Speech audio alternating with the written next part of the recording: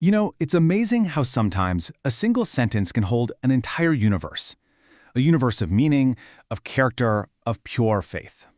Today, we're going to unpack one of the most powerful and eloquent lines in the entire Qur'an, spoken at this moment of incredible tension. So how can just one sentence reveal so much? That's really the question we're diving into here. We're going to look at just one verse and see how it's basically a masterclass in faith, in intellect, and just courage under pressure. All right, let's get into it. So here it is, Surah Maryam, verse 18. These are the words spoken by Maryam, or Mary, at the exact moment she comes face to face with a mysterious being, a being that's about to change not just her life, but all of human history forever. Okay, to really get the power of her words, you have to put yourself there. Picture the scene. Maryam has completely dedicated herself to worship. She's in seclusion, she's away from the world, and then, out of nowhere, an angel appears. But not as you might expect. He's in the form of a perfect, flawlessly handsome man. Now, what's so remarkable here, what's so stunning, is her reaction. It isn't just pure primal fear. She doesn't scream, she doesn't run. No, her very first instinct is intellectual. It's spiritual.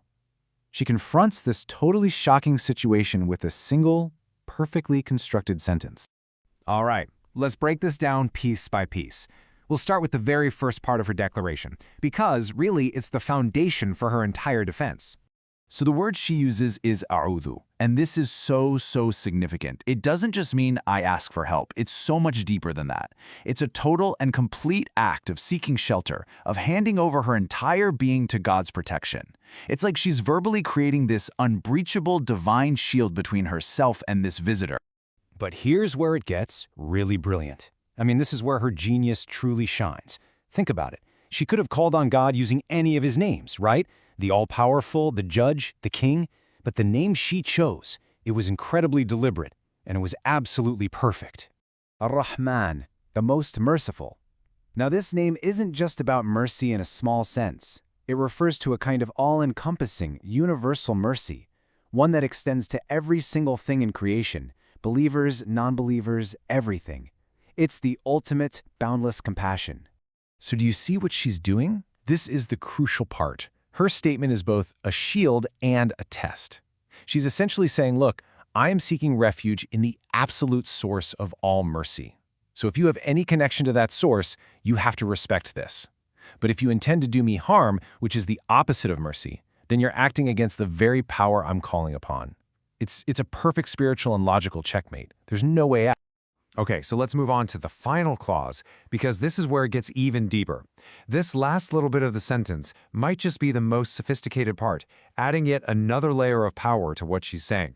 Now, the phrase is, if you are righteous. And at first glance, you might hear that word if and think she's doubting him, that she's uncertain.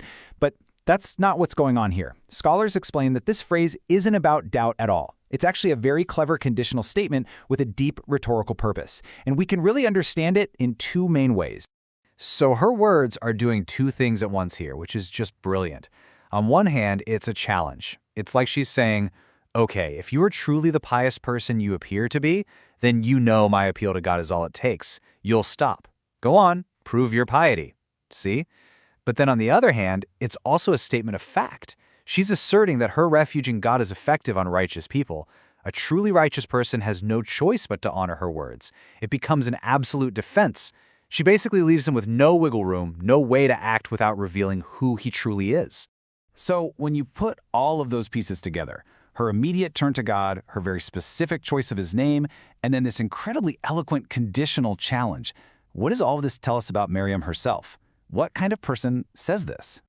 I mean, this one sentence just paints a complete portrait, doesn't it? You see her unshakable trust in God's mercy. That's her first and only line of defense.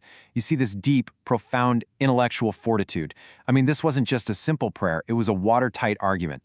It shows incredible strength, amazing wisdom under pressure, and this complete reliance on her faith as the only shield she needs.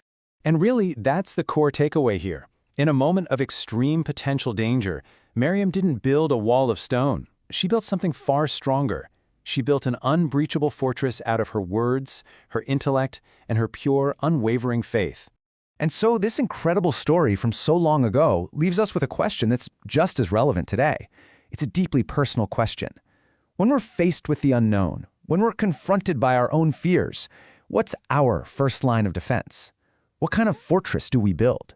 And where, ultimately, do we place our trust?